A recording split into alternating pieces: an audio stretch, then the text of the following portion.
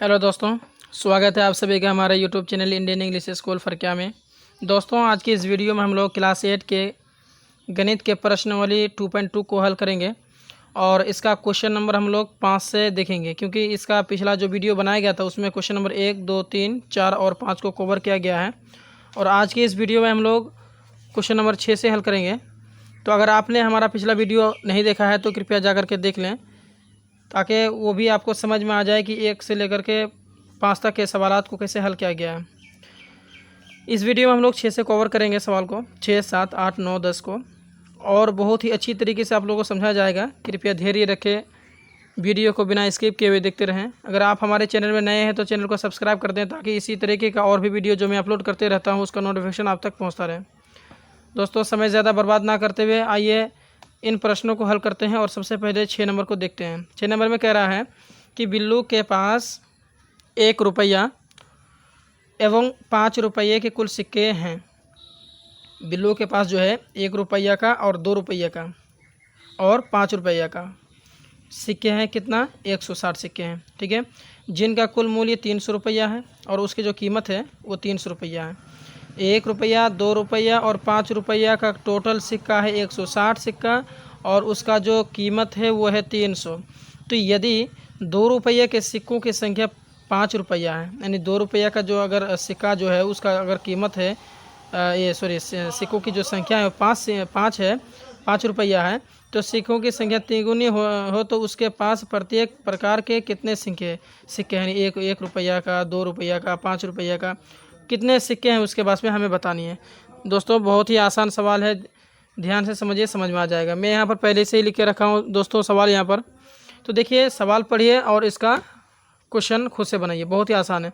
सबसे पहले देखिए कि 5 रुपये का कितना सिक्का है वो हमें दिया नहीं है, या फिर 2 रुपया का कितना सिक्का है वो भी हमें नहीं दिया है, 1 रुपया का कितना सिक्का है वो भी नहीं दिया है। तो हम मान लेंगे, क्या मानेंगे, यहाँ पर लिख देते हैं दोस्तों हल। हम पहले मानेंगे, माना कि 5 रुपया के सिक्कों की संख्या, 5 रुपये के सिक्कों की संख्या कितना हो जाएगा दोस्तों, यक्स हम मान लेते हैं। ठीक है, तो 2 रुपया जो है, 2 रुपया के सिक्कों की संख्या कितना हो जाएगी बताइए। तो देखिए यहाँ पर क्या कह रहा है कि 2 रुपया के सिक्कों की संख्या जो है 5 रुपया के सिक्कों की संख्या से 3 गुनी है। यानी जो 2 रुपया का जो सिक्कों की संख्या है ना, वो 5 रुपया के जो भी सिक्का है उस सिक्का से कितना गुना है, 3 गुना ज़्यादा है। तो अगर हम 5 रुपया के सिक्कों की संख्या हमने यक्स माना है, तो 2 रुपया के जो सिक्कों की संख्या होगा ना, तो यक्स से 3 गुना होगा। समझ रहे ना? तो हम यक्स को किससे गुना कर देंगे, हम 3 से गुना कर देंगे, क्योंकि जो 2 रुपया के सिक्कों की संख्या है वो 5 रुपया के सिक्कों की संख्या के 3 गुना है। तो अगर यक्स है तो ये कितना हो जाएगा, 3 गुना, तो कितना हो जाएगा इसका, 3 यक्स हो जाएगा।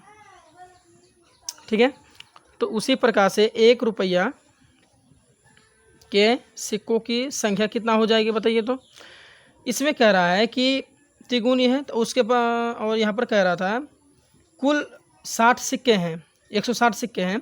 तो मानिए कि अगर आपका यक्स है, आपका जैसे टोटल सिक्का है 160, ठीक है, उनमें से आपका 5 रुपये के सिक्कों की संख्या है यक्स, कितना है, यक्स है। और उसके बाद 2 रुपये के सिक्कों की संख्या कितना है, 3 यक्स है ना, 3 यक्स है। तो अगर आप 5 रुपये के सिक्कों की संख्या और जो 2 रुपये के सिक्कों की संख्या है, तो दोनों को अगर आप 160 से घटा दीजिएगा तो 1 रुपया के सिक्कों की संख्या नहीं निकल जाएगा। कैसे, फिर से समझिए, मैं फिर से बता रहा हूँ, फिर से समझिए। देखिए, आप 5 रुपया के सिक्कों की संख्या कितना वो पता नहीं है, तो आपने मान लिया, ठीक है, मान लिया।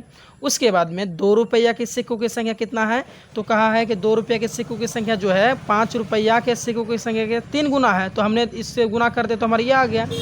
अब कह रहा है कि 1 रुपया के सिक्कों की संख्या कितना है, वो भी तो हमें निकालना है ना।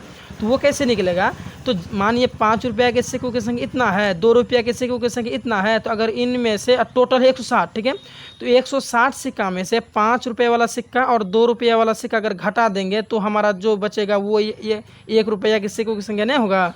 हाँ, अब समझ में आ गया आपको। ठीक है, आप देखिए 160 है, 160 दे दीजिए। उसके बाद में माइनस से माइनस दीजिए, x और 3x कितना होता है, 4x होता है, 4x हो गया। चलिए इसको याद रखिएगा, ठीक है। अब क्या करेंगे हम लोग, यहाँ लिखेंगे प्रश्नानुसार, यानी सवाल से, प्रश्नानुसार। देखिए दोस्तों बहुत ही सिंपल है, समझे, कुछ भी नहीं है, सिर्फ दिमाग लगाइएगा हो जाएगा। तो ये कितना है दोस्तों, 160, इसको पहले लिख लेते हैं, इसको भी लिख लेते हैं और इसको भी लिख लेते हैं, तीनों को लिख लेते हैं। तो 160 माइनस 4x, ठीक है, जोड़ 2 रुपया के सिक्के की संख्या कितना है, 3x है, तो 3x जोड़, और 5 रुपया के सिक्कों की संख्या कितना है, x है, तो x बराबर, इनका मूल्य कितना बोलिए तो देखिए यहाँ पर कुल मूल्य है, यानी सबका 1 2 5 के एक जो टोटल है 160 से का, उसका मूल्य है 300, यानी टोटल का मूल्य है 300, तो बराबर 300। आया समझ में।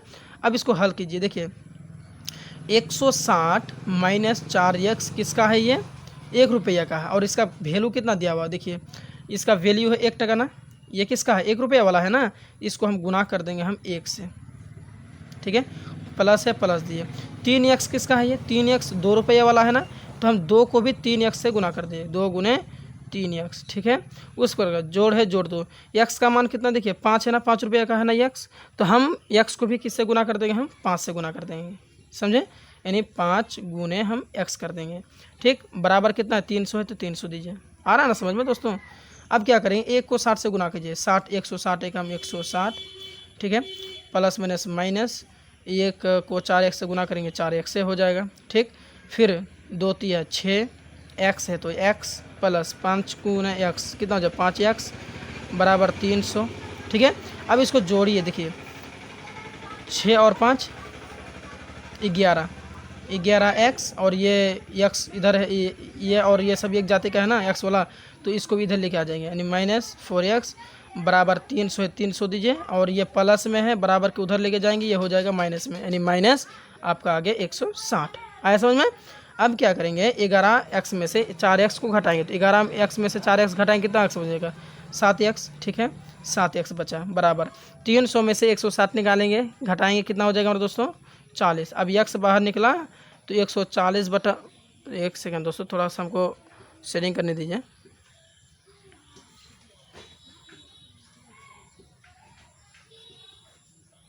एक सेकेंड, कोई दिक्कत नहीं है। अब देखिए भाग लग जाएगा यहाँ पर 7 से, तो कितना हो जाता है 20 दूना 20 सत्ते कितना होता है 140, नहीं 7 दूना 14, 0 बचा 0 दिए, ठीक है। तो हमारा कितना x बराबर कितना हो गया 20। अब हम क्या करेंगे, हम लिखेंगे अतः देखिए हमने माना क्या था, 5 रुपया सिक्कों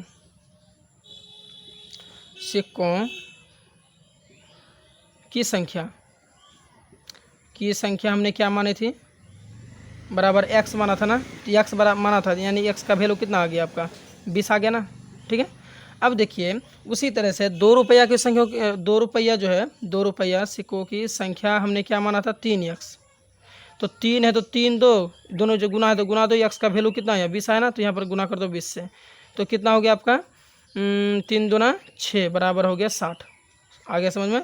अब उसी तरह 1 रुपया के सिक्कों की संख्या कितना था 160 माइनस 4x ना, तो 160 है 160 दो, ठीक है, माइनस 4 है 4 दो, दोनों को जो गुना है तो गुना दो, और x का वैल्यू कितना है 20 आया 20 दो। अब क्या करेंगे 160 माइनस, ओ भैया थोड़ा सा प्रॉब्लम हो जाता है, बताइए ध्यान नहीं दिए, चलिए खैर। तो अब क्या करेंगे, यहाँ पर हमने फिर से समझा रहा हूँ आपको, थोड़ा सा नीचे हो गया था, हमने ध्यान नहीं दिया। तो 160 माइनस 4x, ठीक है, तो 160 माइनस का माइनस दिए, 4 को 2 से गुना किए तो 20 से गुना किए तो कितना हो गया, तो 80 हो गया, 20 हो गया 80। अब 160 में से 80 घटाएंगे कितना बचेगा 80 बचेगा, यानी 5 रुपया के कुल सिक्कों की कुल संख्या कितना हो जाएंगी 20 हो जाएंगी, और 2 रुपया के सिक्कों की संख्या हो जाएंगी कितना 60, और 1 रुपया कुल संख्या सिक्कों की संख्या कितना हो जाएगी 80। ये हो गया हमारा फाइनल आंसर। दोस्तों अभी तक अगर हमारे चैनल को आपने सब्सक्राइब नहीं किया है तो कृपया सब्सक्राइब कर दें। तो चलिए दोस्तों अभी हम लोग 7 नंबर का क्वेश्चन को भी हल कर लेते हैं।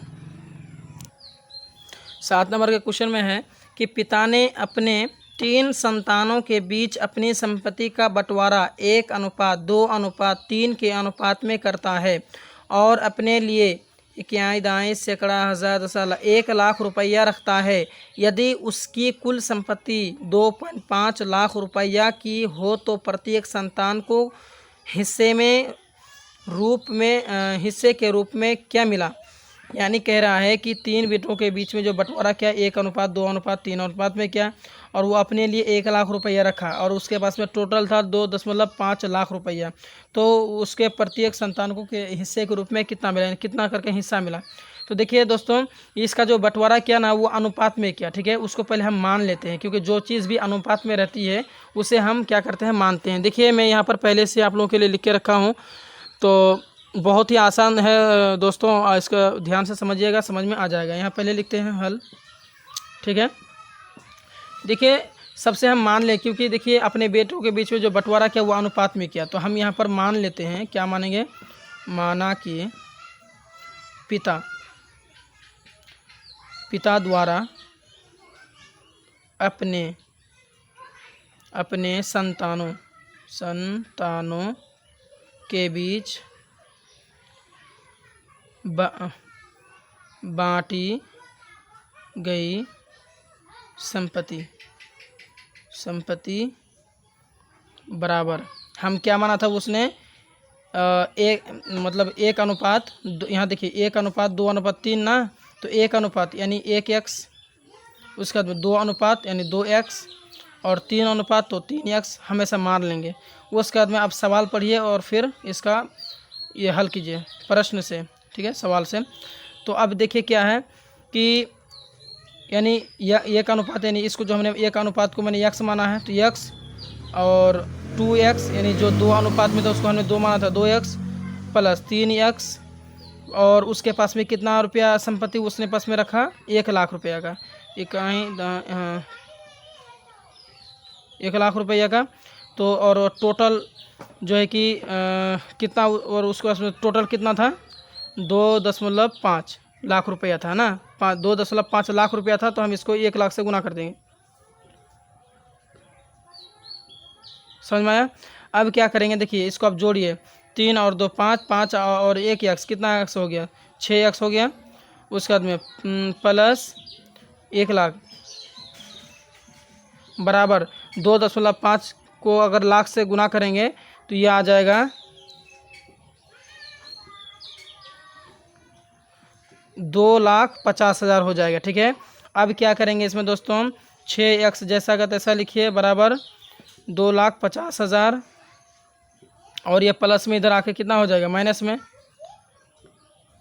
ठीक। अब क्या करेंगे, 6x बराबर 2,50,000 में से 1 लाख को माइनस करेंगे तो कितना हो जाएगा हमारा, 1,50,000, ठीक है। उसके बाद में क्या करेंगे, x निकल जाएगा तो इधर आकर के क्या हो जाएगा, भाग लग जाएगा, ठीक है। तो अब देखिए इसको काटेंगे तो हमारा आंसर कितना आ जाएगा दोस्तों,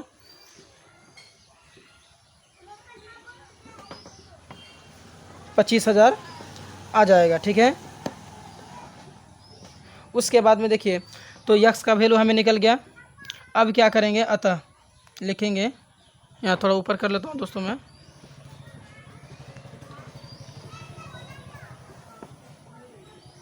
ठीक है। अब लिख लेता हूँ मैं, अतः तीनों संतानों के बीच, तो अतः तीनों संतानों के बीच बांटी गई राशि, तो 1:2 है ना, 1:2:3 में था, जिसको हमने x और 2x और 3x माने थे। तो हमने x बराबर कितना हो गया था फिर, यानी 1:2:3 था ना, तो उसको हमने माना था क्या, x माना था, 1 को x माना था, तो x बराबर कितना आ गया फिर हमारे यहाँ पर, देखिए x बराबर कितना आ गया, 25, इकाई दाएँ सैकड़ा हज़ार दशहर 25,000 हो गया। उसके बाद में हमने 2 को क्या माना था, हमने 2x माना था, तो 2 है तो यहाँ 2 और x का मान कितना होता है, x का मान कितना यहाँ निकला, 25,000, तो 25,000 यहाँ दे दीजिए, ठीक है। अब दोनों को गुना कीजिएगा तो कितना आ जाएगा, 50,000, ठीक है, कितना आ जाएगा, 50,000। उसके बाद में फिर यहाँ 3 अनुपात को हमने क्या माना था, 3x माना था ना, तो 3 है, 3 2 दोनों के पीछे गुना है तो गुना दो, और यक्स का वैल्यू कितना आया 2500 है ना। तो अब गुना कीजिएगा तो कितना हो जाएगा 75,000। ठीक है, ये हो गया हमारा फाइनल आंसर। दोस्तों अभी तक अगर आप लोगों ने हमारा चैनल को सब्सक्राइब नहीं किया है तो सब्सक्राइब कर दें, ताकि इसी तरीके का और भी वीडियो आप लोगों को मिलता रहे। तो आइए दोस्तों, इसका जो है कि हम लोग 8वें नंबर को भी हल कर लेते हैं। दोस्तों यहाँ पर है 8वें नंबर सवाल में है कि 11 के लगातार 3 गुणजों का योग 231 है, तो उन्हें ज्ञात कीजिए। 11 के लगातार 3 गुणजों का योग कितना है 231 है। दोस्तों आइए इसको भी हल कर लेते हैं, बहुत ही आसान है दोस्तों। मैं यहाँ पर क्वेश्चन जो है कि आप लोगों के लिए यहाँ पर शॉर्ट करके लिखाया हूँ। देखिए यहाँ पर क्या कह रहा है, 11 के लगातार 3 गुणजों, यानी इसका 11 के लगातार 3 गुणजों का योग कितना है 231 है। इसका ये मतलब होता है कि जैसे कि अगर एक गुणज अगर मानिए कि अगर यक्स है, हमने यहाँ पर हम मान लेते हैं कि हल लिख लेते हैं। यहाँ पर पहले हम हल, अगर हम हम यहाँ पर लिख लेते हैं माना कि क्योंकि यहाँ पर लगातार 3 गुणजों का योग 231 है, लेकिन कितना है 11 के लगातार कितना गुणज है, 3 गुणज है ना, तो कौन कौन से हमें पता नहीं है, तो उन्हीं को तो ज्ञात करने के लिए कह रहा है ना, तो वो हमें पता नहीं है। तो हम लिख लेंगे कि माना कि 11 के लगातार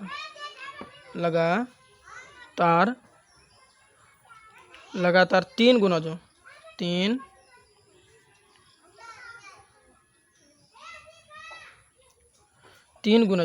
3 गुणज लिखेंगे। 3 गुणज बराबर कितना हो जाएगा हमारा, हम मान लेंगे कि x, 3 गुणज एक x हुआ, तो उसके बाद में दूसरा क्या हो जाएगा, दूसरा हो जाएगा x प्लस 11, क्योंकि 11 के लगातार 3 गुणज, 11 के लगातार, अगर पहला x हो रहा है तो दूसरा हो जाएगा 11 के लगातार, इसका मतलब x प्लस 11। ठीक है, उसके बाद में तीसरा क्या हो जाएगा x प्लस 22, यानी अगर 11 है तो इसका फिर 22, फिर अगर 4 बोलते हैं 3 गुणज है ना, अगर यहाँ 4 गुणज बोलता है तो हम क्या लेते हैं 11 दूना 22, 11 33 होता है, तो हम क्या लिखते हैं यहाँ पर 11 प्लस 33।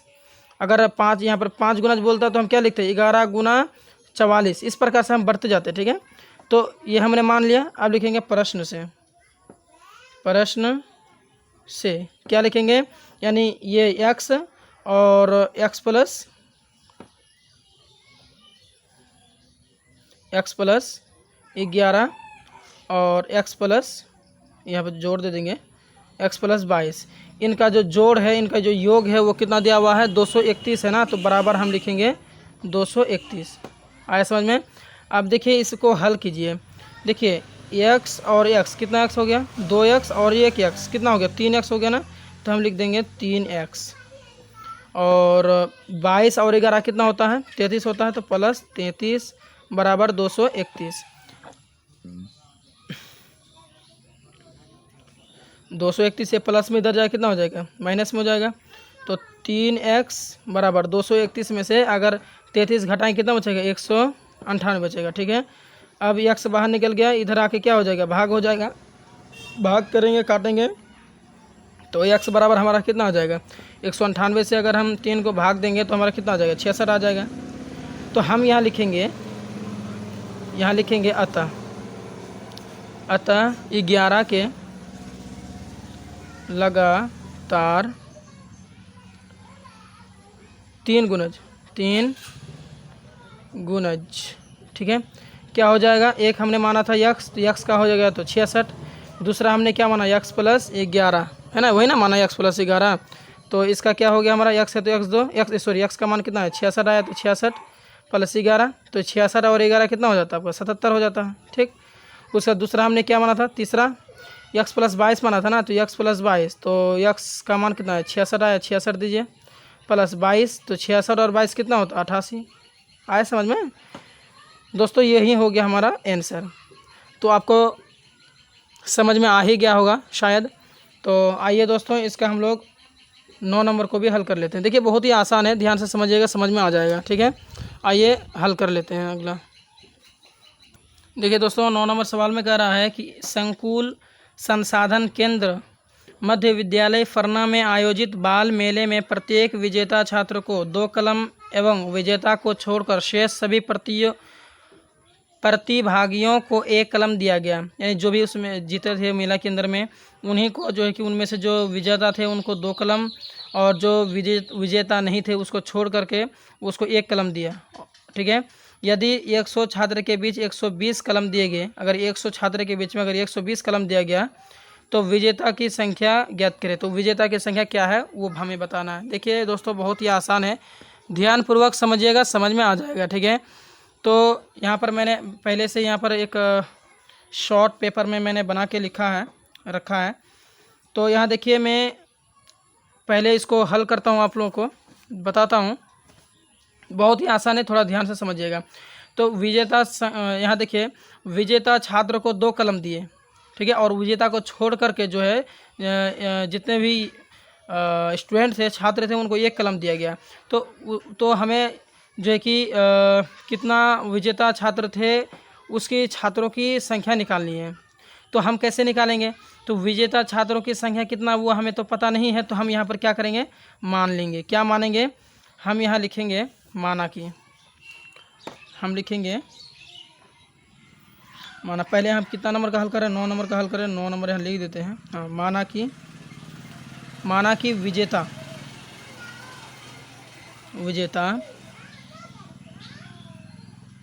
छात्रों की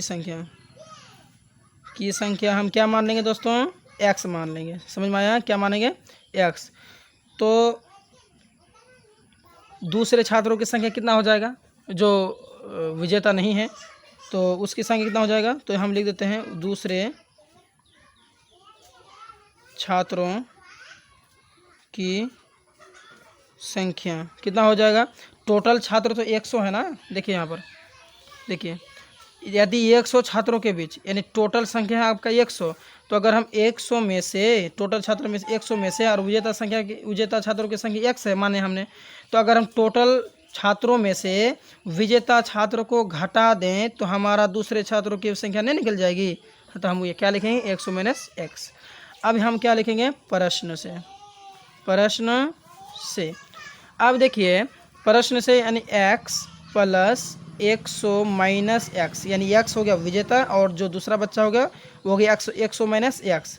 ये दोनों मिल करके कितना कलम बांटा गया, 120 है ना, यहाँ पर लिखा हुआ कि 120 कलम दिए गए, यानी दोनों को मिला करके 120 कलम आपका दिया गया। तो हम यहाँ पर क्या लिखेंगे, यहीं लिख दिए।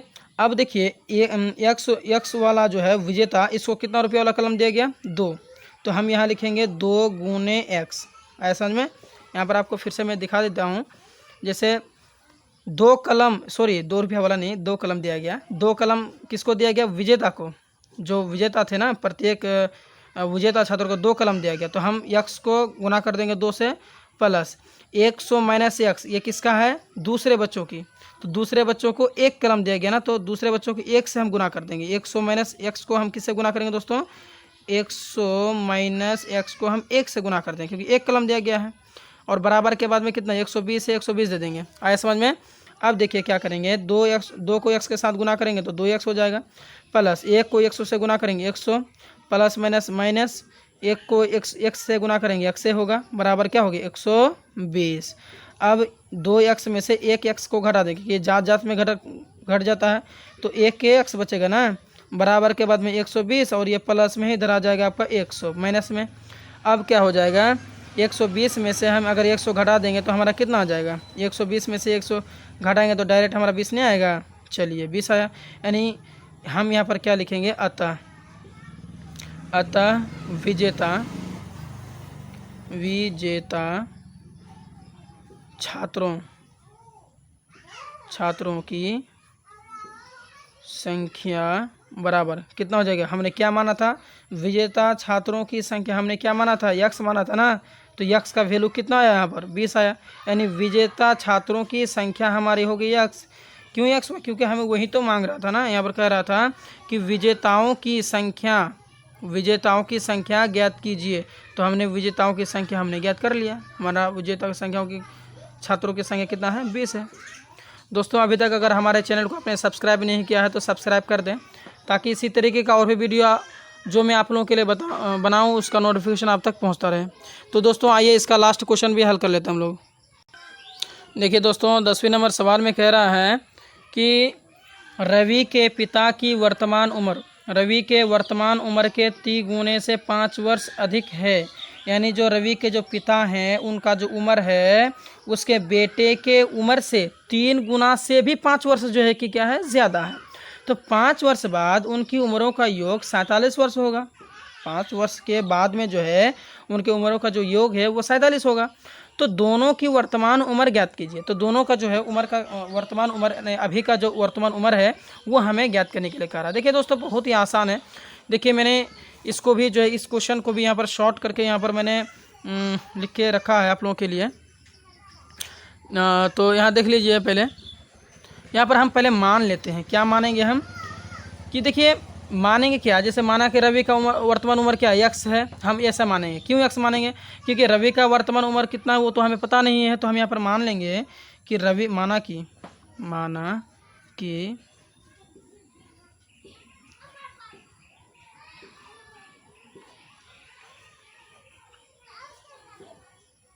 ऐसा हम मान लेंगे कि रवि का जो है अभी वर्तमान उम्र कितना है यक्स है, क्योंकि वो तो दिया हुआ नहीं ना यहाँ पर, वही तो पता करना है वर्तमान उम्र।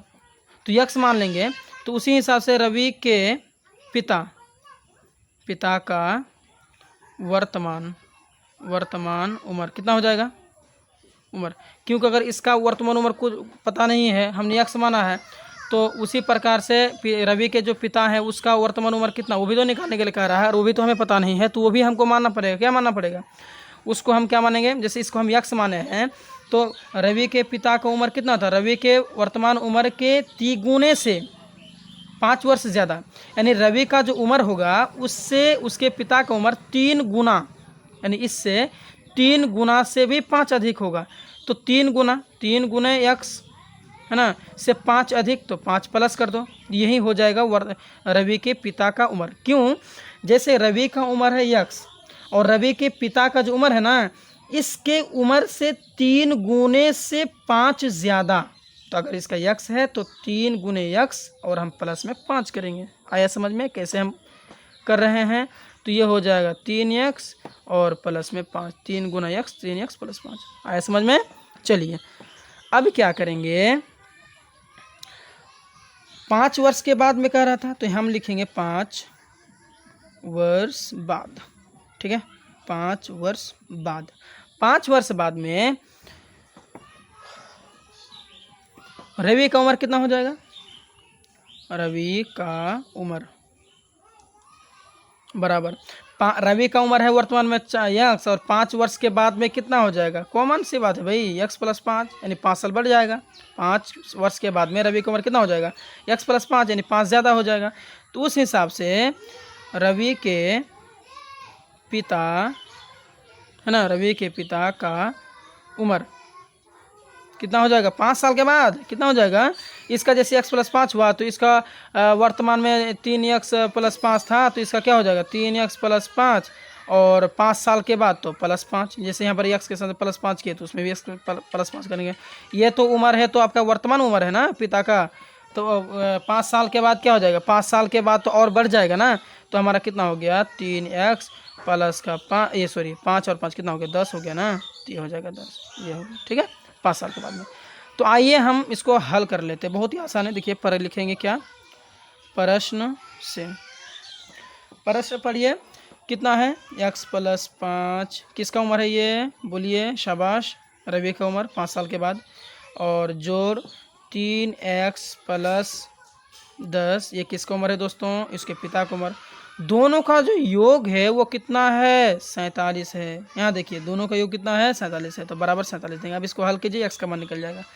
तो देखिए 1x और 3x कितना x हो गया दोस्तों? 4x हो गया। ठीक है, प्लस 5 और 10 15 हो गया, बराबर हो गया कितना? 47। समझ में आ रहा है? आप क्या करेंगे? 4x और उसके बाद में आपका हो गया 4x बराबर 47, ये प्लस में इधर आके माइनस में हो गया 15।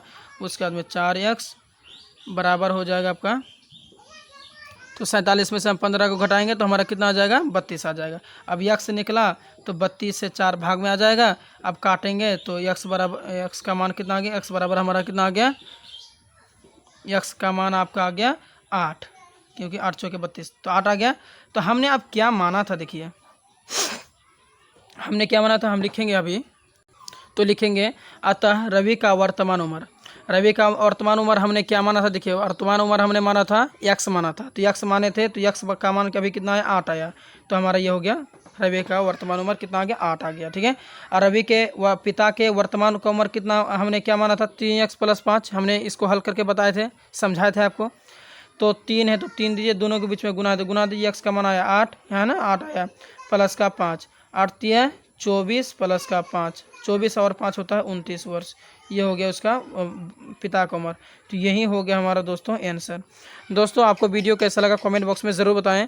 अगर हमारा वीडियो आपको अच्छा लगे तो वीडियो को लाइक करें, चैनल को सब्सक्राइब करें और अपने दोस्तों में शेयर करें। और इसी तरीके से मैं और भी वीडियो बनाते रहता हूं दोस्तों, चाहे वो जीके से ताल्लुक़ रखते हों, चाहे वो जो है science, social, English, translation, grammar, जो भी फील्ड से ताल्लुक़ बुक रखते हों, हर बुक का मैं वीडियो बनाते रहता हूं। तो हमारे चैनल को आप सब्सक्राइब करते हुए जाएं, ताकि इसी तरीके से जो मैं वीडियो लगातार बनाते रहता हूं उसका नोटिफिकेशन आप तक पहुंचता रहे। तो दोस्तों आज के लिए बस इतना ही, चलिए मिलते हैं अगले वीडियो में, तो तब तक के लिए थैंक यू।